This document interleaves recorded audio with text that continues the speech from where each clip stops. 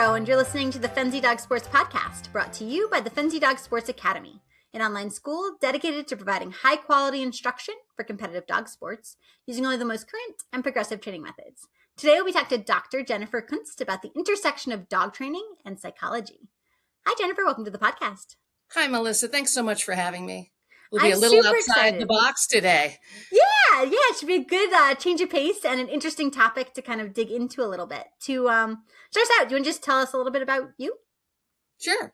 I reached out to Denise to just say that I was a psychologist and a student at FDSA, and that I had some observations and thoughts just from my own professional life that I thought would be really cool to share with people. So she turned me to you, and here we are. But my training is as a clinical psychologist and a psychoanalyst. So there's a lot of schooling in my background.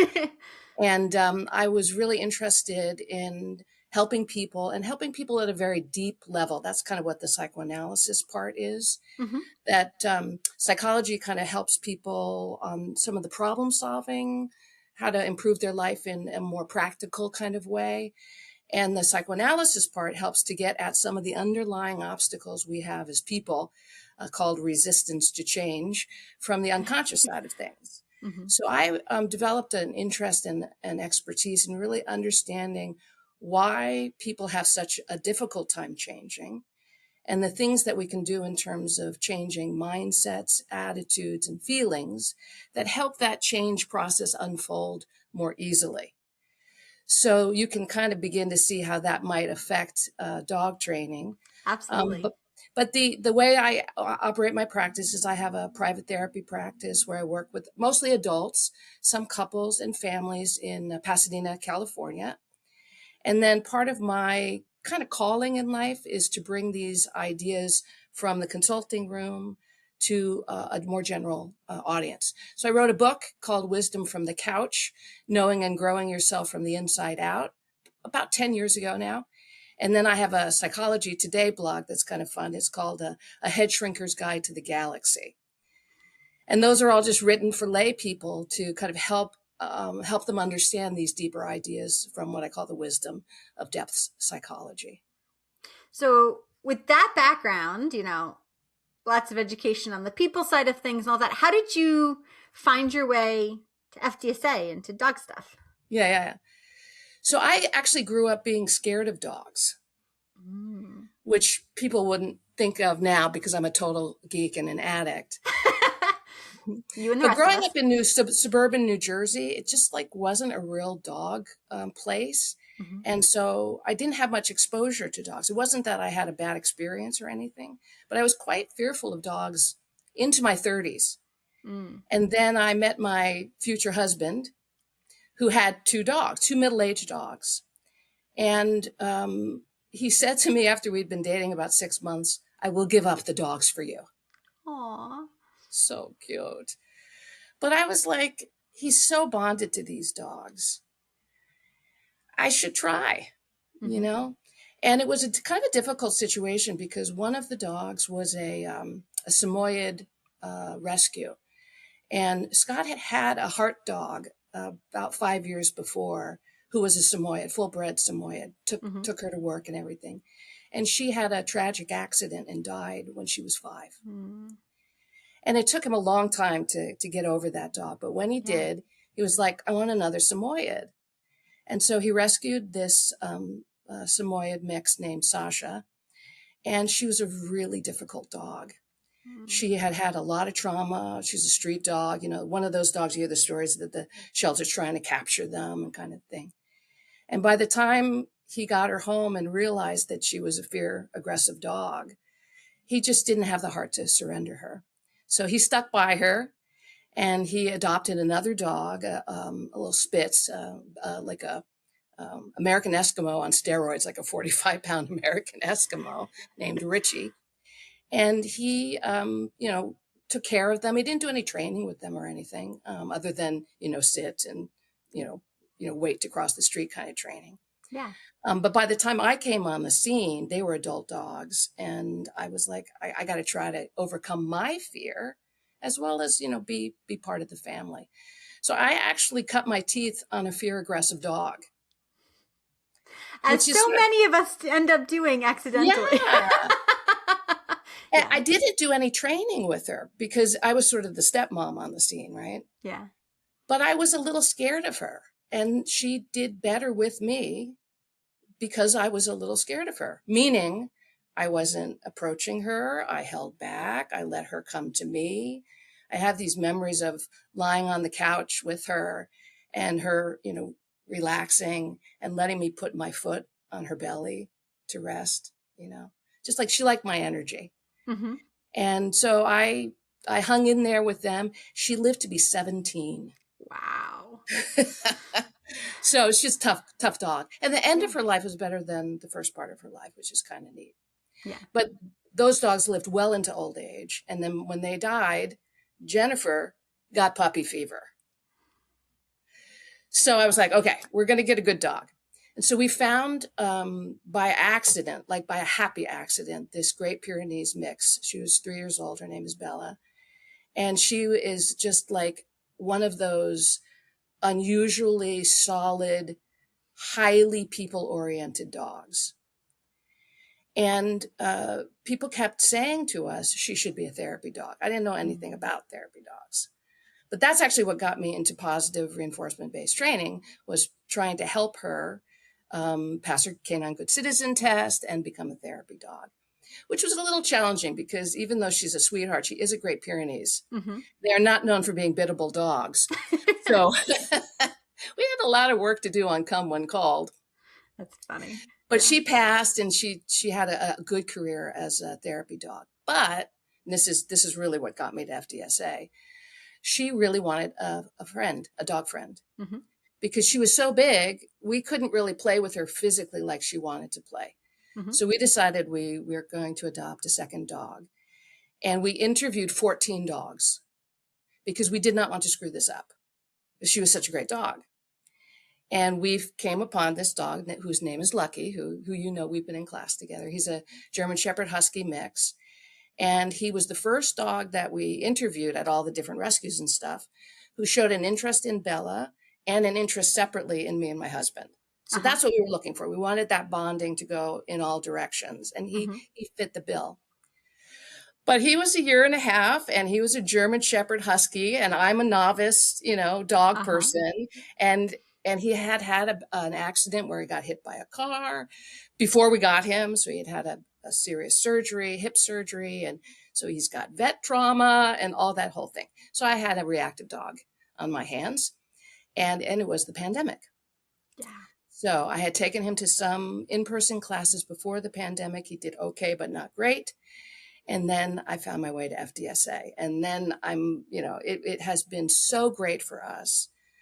He's turned out to be a fine dog, a real sweetheart. And FDSA has really helped me bring out that sweetness in him so that he's calm and feels safe enough to kind of shine that light. So I'm really fallen in love with dogs and the caregiving aspect of it, the joy aspect of it. And, super grateful to FDSA and so many excellent instructors for helping me along the way. Yeah. So when we were kind of chatting, in advance via email, kind of about doing this call, you'd mentioned that, one of the things you've come to appreciate is just how much dogs can teach us about ourselves. And I wonder if, maybe that kind of folds into that story a little bit. What first made you realize dog training was about more than just teaching the dog?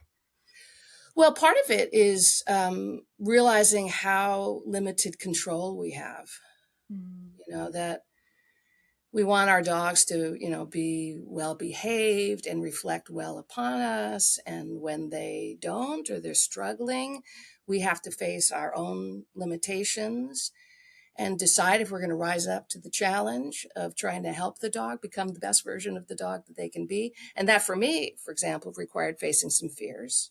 Mm-hmm. And one of the things I noticed early on in the training classes is some of the FDSA instructors are like really gifted natural therapists with people, right? So the first class I ever took was, of course, Amy Cook's Playway class. Of course. And she's really good with people. mean, she's really good with dogs, but she's really good with people. Yeah. And there's many of the teachers are. I'm currently taking Erin Lina's bravery class. Mm-hmm. And she starts off by saying, my way of working with you human students is to give a lot of praise. And that's for a reason, because I want you to feel good about what you're doing and calm enough and relaxed enough to be there for your dog. Yeah. So you can kind of see how that all blends in.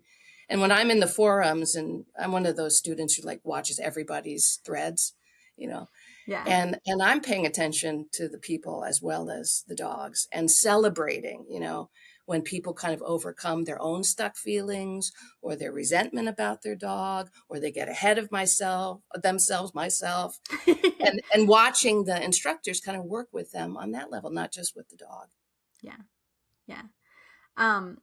In your psychology work, you know, one of the things that you write about is this idea of embracing reality. And you kind of mentioned in there accepting, you know, the situation kind of in your previous answer. So can you share a little more about kind of what you mean by embracing reality, what that maybe means for us in everyday life?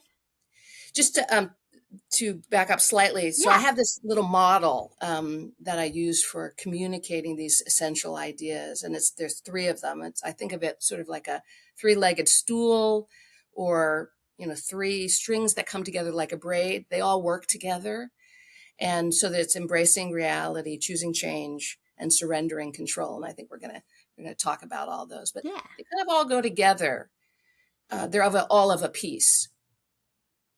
And I think embracing reality, I notice this a lot with my psychotherapy clients. Mm-hmm. It's hard to look at the life that you've been given and the choices that you've made and realize that that's what you've got to work with. Right? You don't have somebody else's childhood or somebody else's parents, or, you know, as we learn in dog training, you've got the dog in front of you. That's the only dog you've got, right? And it's not only that you've got the dog in front of you, but you've got the trainer that you are. Mm-hmm. And your strengths, weaknesses, sensitivities, impatiences, you know, whatever those are, it's that dynamic combination in the relationship, right, between human and dog that is both limiting and freeing. So that's why I use the word embracing reality rather than facing reality or dealing with reality, which are sort of a bummer way to talk about it. Yeah, absolutely. You know, a lot of people might be familiar with Brené Brown, who's done a lot of work around shame. She's a social worker and does a lot of public speaking. Mm-hmm. And she has this idea of wholeheartedness. And so I kind of like the idea of like a wholehearted approach to being with the facts of your life, the facts of your dog's life. And there's a poem that I love that's about grief and about facing the losses and sadnesses and illnesses of life, and kind of like looking them in the face and saying, I love you anyway. I sort of that, I love you warts and all, I love you limitations, and that we say to ourselves and as well as to others. Mm. And the other part of the embracing reality is, as I call it, the no escape clause, which is a commitment to not running away. Mm. Right? That when the difficulties arise, that you lean in, right, rather than leaning out. And it's kind of like there's two types of people. You know, there's the people who see a fire and they run away from it, and there are people who see a fire and they run toward it. And one of the principles of a satisfying life is to be more like a firefighter. Is that when the problems come, we don't run away, we move toward them. And there's a lot of good that can come when we have that disposition. Interesting. So you touched a little bit there on kind of how this, you know, parallels some of the things we talk about when it comes to training our dogs. Do you want to expand on that a little more? Kind of talk a little more about kind of how you see this idea of embracing reality in our lives, maybe applying to our lives with our dogs? Yeah, I mean, I think the idea of two things. We can think of it from a sports dog point of view, which is, you know, a lot of people come to, or most people come to sports dogs, not because the dog wants to do sports so much, but because we love doing the sports so much. Truth. Right? Yeah. Right? And I mean, I've heard so many people talk about the journey of kind of realizing that they discovered, say, that the dog wasn't meant for that sport, Mm-hmm. or the whole challenge. I'm in this phase with my two dogs, not as sports dogs, but as becoming elderly dogs. They're 10 and a half and 13 and a half now. It's like, when do you retire them? Mm-hmm. You know, my dog Bella was an amazing therapy dog, and her career got interrupted by the pandemic, and then she got back into it. And then her hip arthritis, even with all the work we did, made loading her into the car too hard to get her to the therapy sites. Yeah. So I sort of had to face that in myself and in her, and to figure out a way forward. And then the other one, obviously, is when there's a problem, right? Mm-hmm. What do we do? You know, do we seek help? Are we humble in the feedback that we receive? Can we be teachable? That's a huge thing. Can we be teachable? Or do we resist it because we feel it's a criticism, or we're too perfectionistic? Mm-hmm. I find, I don't know how you are as a student, but especially in the behavior classes, Mm-hmm. long about week 4, I fall apart. The dog falls apart. It's like we've been excited about the change, right? And working progressively, and then we hit a wall, Yeah, things get hard at some point. Yeah. right? And then what do? Do you just trail off? Because we don't have to go to week 5 and 6, Surely right? not. Yeah. Do we show the difficult moments on our videos, you know? Yeah. That's sort of do we get in there? And that's going to go on to the change part, but that's part of, like, here we are. What are we going to do about it? You mentioned the idea that, sometimes we have to accept those hard truths, either that our dog's getting a little bit older, they need to retire, or that, maybe the sport that we had dreamed about when we got this baby puppy is like not the sport this dog's going to love or really enjoy or whatever. So, Yep. I do think those are common experiences. And thinking about those in particular, like, how do we accept some of those things? How do we, think about those things in a way that changes maybe how we look at training? Well, there is this core question, which is, why are we doing this in the first place? Mm-hmm. Right? And I think we're doing this to have a richer life. Mm. Right? If that's the purpose, right? That's my philosophy, right? Why are we here? We're here to enjoy our lives. Maybe do some good along the way. That probably helps with the enjoyment part. But that's Yeah. fundamentally, to have a meaningful and joyful life. And why do we do some of this? With some of that we do for our dogs too, right? Yeah. But if they're not having a good time, and that means we're not having a good time, it's profoundly defeating the purpose. Mm-hmm. It's that kind of like self-reflection, a heart-to-heart with yourself about what's the purpose of this, right? I love, like, Petra Ford writes on the alumni page a lot about these kinds of things. Like, why are we Mm-hmm. doing this? And I think when we ask ourselves, why are we doing this, then a way becomes clear about what could we do differently? How could we follow the path of joyful engagement with life and our dogs in a different way than we envisioned? Mm-hmm. And, it does feel like, just from some of what you were saying before, there's also a certain amount of accepting your own limitations. If maybe, you think your dog might enjoy sport X, but you maybe don't as the handler. You both have some say in this. Absolutely. Absolutely. Yeah.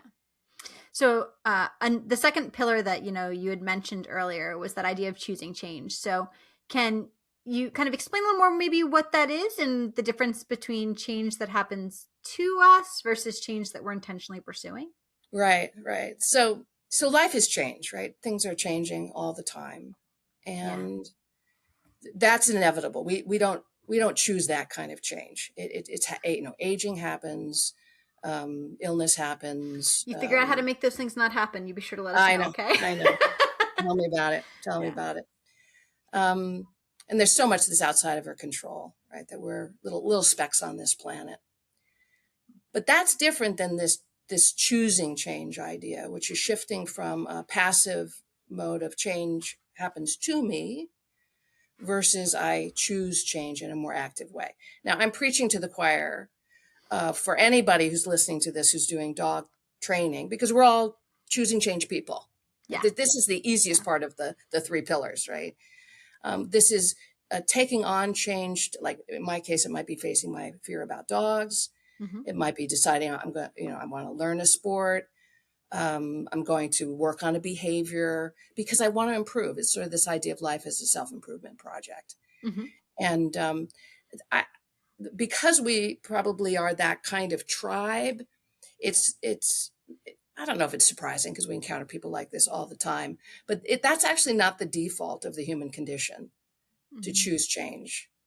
The default of the human condition is to keep things the same, right? Because that's how we feel safe. That's how we feel secure. We don't like uncertainty. We don't like risk usually. And that's part of the nature of the unconscious too, to just bring the psychoanalysis part, is that we're sort of oriented, evolutionarily speaking, to being very self-protective. And it's only with the sort of survival of the fittest idea that we take on change in order to grow and develop because we have to, Mm-hmm. right? So there's an only because we have to part of it, like to survive. But we're talking about that seeking mindset, right? To seek out change because it enriches us, right? Because it makes us, say, more resilient or more satisfied or more joyful. And so I'm a lifelong student. I love change. I love being in the classroom. I have that quality.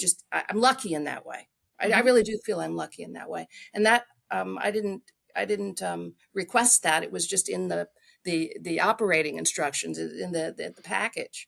Yeah. But that's the huge asset.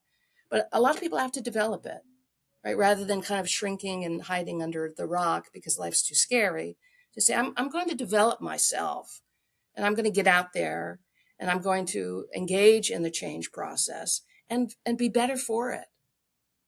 That's so interesting. I've never thought of that before as a thing. Like everything you're saying makes complete sense, but I've never really thought before of the fact that most people probably don't fall into that choosing change category, right? Like I think, as somebody who's been, again, a lifelong learner like you, and that tends to be, my default state in a lot of ways. It's really interesting to recognize that that's actually not true for most people. Yeah. And that it's different. Yeah. Well, and we could probably think about our other areas of our life where it's not true. Right? Yeah. You kind of think of some areas, we all have them, right? Where we're like, that's not really a good part of my life. I'm not really like recommending that to myself, but it's too scary and we'll just let that be. Right. And maybe I'll train my dogs more because that kind of change is fun and exciting. Yeah. So I'm glad you said that because it's not an either or. It's not like we're either change people or we're averse to change kind of people. We all have that kind of balance inside of us. And even with my fear of dogs, I really had to work to overcome that. And I think about this dynamic as, the snooze alarm in the morning, right? That when the alarm goes off, if you're a snooze alarm type of person, you're going, right? Guilty as charged. Right. Hit it. And I'll be up in 7 minutes and then another 7 minutes. So that's that. I don't want to get up and face the day part. Yeah. Right. And I had to do a little trick with myself, which is no more snoozes. Right. That was a little trick to help me get up and face the day, go have your coffee and feel more enlivened by your day, develop a different relationship with your day than I'm just going to put it off. Yeah. I think it's really interesting because, when we think about change and we think about training, right? Training our dogs requires us to repeat small behaviors over and over again, which if you think about it, that's also what we're trying to get our dogs to do is we're trying to change their behaviors, have them repeat small behaviors over and over again. Right. Right. So do you think the process of training our dogs changes us as much as it changes the dog? Absolutely. Absolutely. Because not only does the dog have to work incrementally, but we do too. And we have to work incrementally in life also. That's really the only path to change. And we have to develop patience. I think patience is a big part of that. Patience with the dog, patience with the process, patience with life. You know, the movie, what's the movie? Oh, I remember. It's Frozen, right? The Disney movie Frozen, and Mm-hmm. Frozen, both Frozen 1 and Frozen 2 are like the ultimate psychoanalysis movies, because they're about, what do we do? There's a famous song. What do we do when all hope is lost? Mm. Gives me goosebumps, right? So part of being with dogs and part of being in life is when you feel collapsed like that and there's no way forward, what do? And the song goes, you do the next right thing. That's incremental learning. Mm-hmm. Another thing is, you know, one of my nosework TAs at FDSA said, you have to break it down in order to build it up. Mm-hmm. It's a huge life lesson, right? Yeah. Nothing happens. There's no one step learning where you take one step and then you're at the end of the journey, Yeah. right? That it's all this bit by bit, slowly over time. That's how babies develop. That's the bedrock of how all human beings develop, is just a little bit at a time. And developing patience, I think that's like one of the major life skills. Definitely a journey I'm still on. Um, have your own dogs maybe forced you to grow in ways that maybe you weren't expecting? Yeah. Well, yeah, so much so, like letting them take the lead. I mean, I think that's been, since I'm a little bit of a control freak myself. And No. What? yes, and I sort of tease myself that I'm pathologically helpful. I like that phrase for dog trainers. A lot of us are pathologically helpful. Right. Like, I might help you when you don't really need me to. Right. Mm-hmm. And, I've learned the hard way with Lucky, who is a dog who's very sensitive about handling, Mm-hmm. to not push it, because he's gonna give me a what have you, in terms of backing me off, and that's not good for him, and that's not good for me. Yeah. And so what I've really been learning the last 2 years in particular, before I step in to help him with a pebble in his paw, wait a few beats, see if he can work it out himself, right? And probably 90% of the time he can. Mm-hmm. And if he can't, get in a better situation where you can be calm and hubby can help restrain him and put a muzzle on him and get that stone out, and no fuss, no muss, go. Yeah. But let him try, right? Let him take the lead, and don't feel like you've got to rush in with every little thing, because you're a helicopter dog mom, right? Yeah. Relax, hang back. And also just sort of this idea that dogs existed for thousands of years before we ever were around, right? Uh-huh. They know how to take care of themselves. Give them a little bit of room to do that if they can. And if they can't, I'll step in, of course. Yeah. So the third principle that you mentioned on your stool was surrendering control. That phrase probably makes a couple people uncomfortable, the idea of surrendering control as dog trainers. So what do you mean by it? How do you kind of use that phrase? So for a while, when I was putting this little trio together, I thought, let me leave the surrendering control out, because is it really that important? But the problem with, if you only do the embracing reality, choosing change part, is you actually think you have more control in life than you do, right? So the two active capacities around dealing with the dog in front of you, working with yourself, strengths and weaknesses, along with choosing change and being engaged in the change process, those are active processes. But when you've done all that you could do, things still have to happen. Uh-huh. And in order for them to happen, you have to let go. You have to allow the work that you've done to do what it's going to do, and the work your dog has done to have its impact on the dog and on you. And it's this sort of idea in training around latent learning too. Mm-hmm. You pour it all in, and then forget about it for a little bit. Yeah. Or imagine sort of the performance mindset. You've done all your training, take off the day before, go to your trial, and then it's going to be what it's going to be. Yeah. But if you're trying to have it be something, if you're still, I guess this is also related to the idea of pressure, right? That if there's too much pressure on ourselves, too much pressure on the dog, then there won't be a joyful performance or a joyful life. So it's this idea of releasing control, releasing pressure. That there's two psychoanalysts who have kind of like a dialectic about this. One is a psychoanalyst named Margaret Mahler. She talks about this concept of safe anchorage, like Okay. having a place that you can go to inside and your dog can go to when they need to. And then the analyst Heinz Kohut, who talks about optimal frustration, like putting the dog in a situation or yourself where you actually can grow and develop that bravery, develop that resiliency. And if you put those two together, that's the sweet spot. And then you have to just let the work do the work, do itself. And also to realize that, like with a reactive dog, who's reactive on dog walks and stuff, we got real good at Control Unleashed and managing, having an active management plan and all that kind of stuff. But if there's a dog who comes around the corner and is yelling at us, what can I do?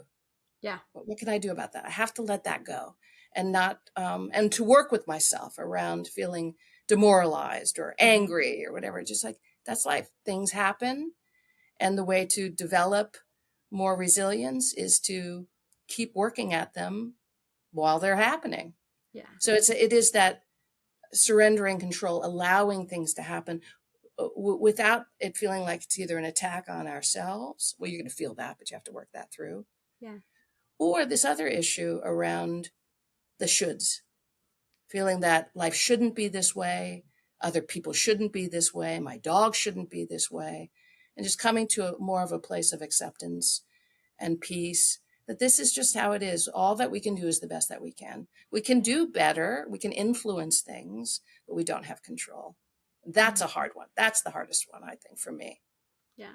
And I think that's true, in our relationship with our dogs, our relationship with our partners and our friends and like all of the things, right? Like it's such a key thing that anytime it's not just your teeny tiny little corner of the universe, you're inviting other beings into it. Right. You kind of have to do some of that surrendering Yeah. control, accepting that other people play a role in those things.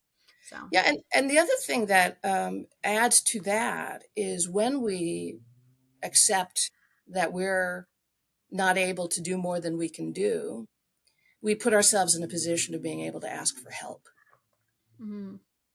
Right? That's actually really hard for a lot of people, whether it's help from a trainer or help from a therapist, for example, or a friend.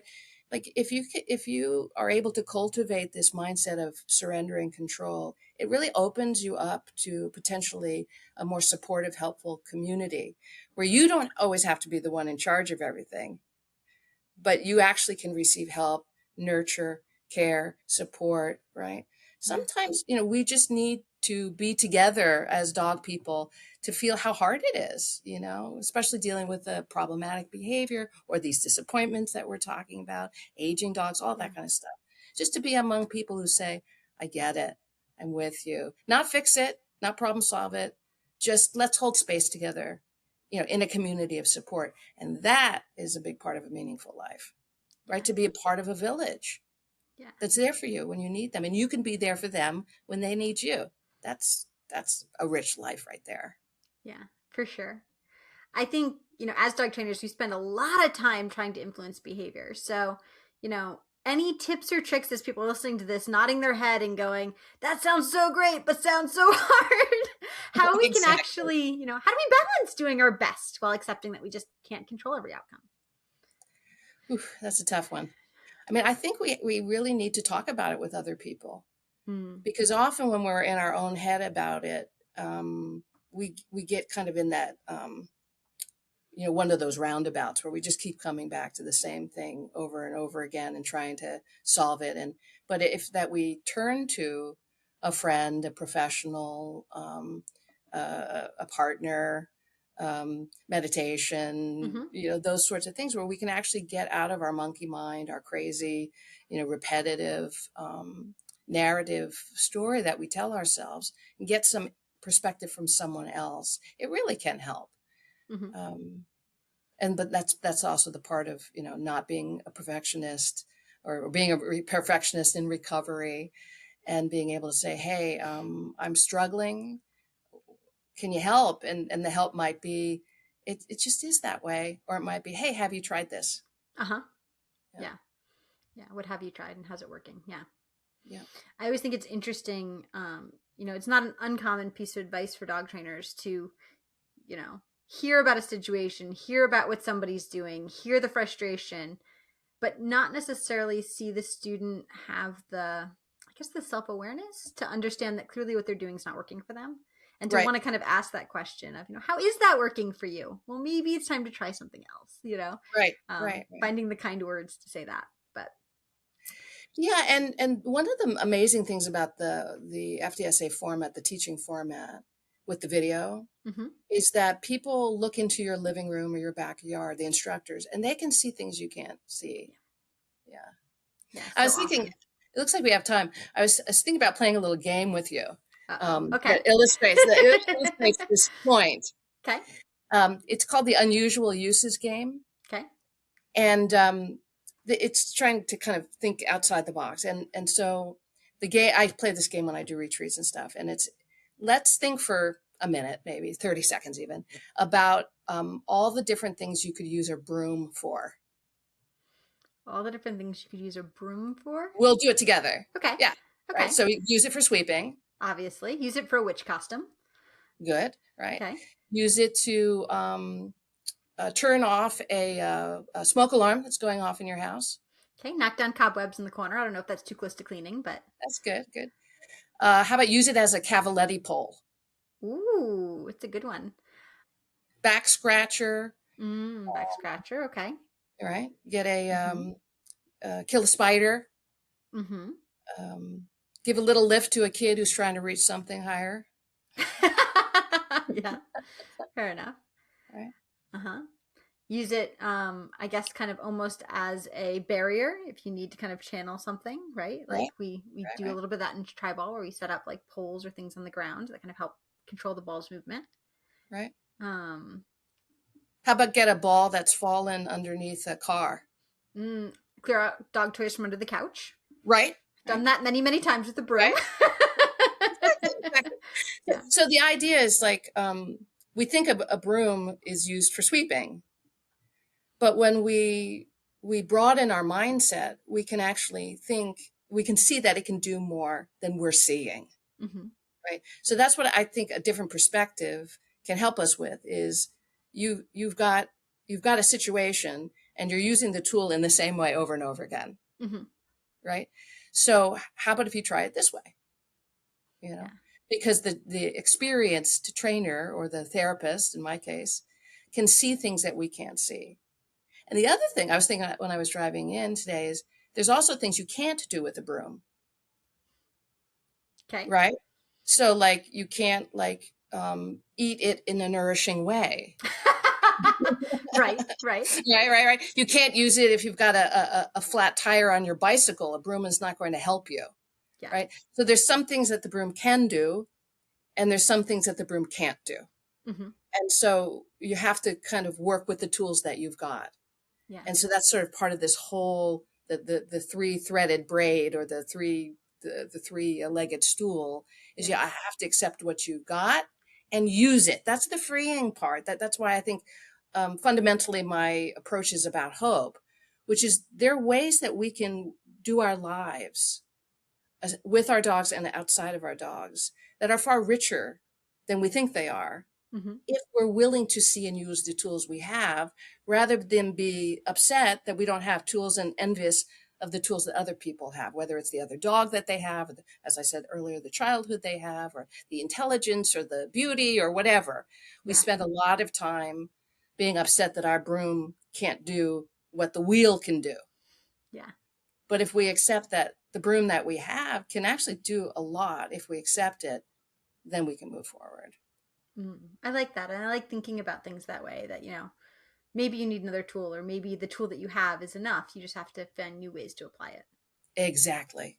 Yeah. Exactly.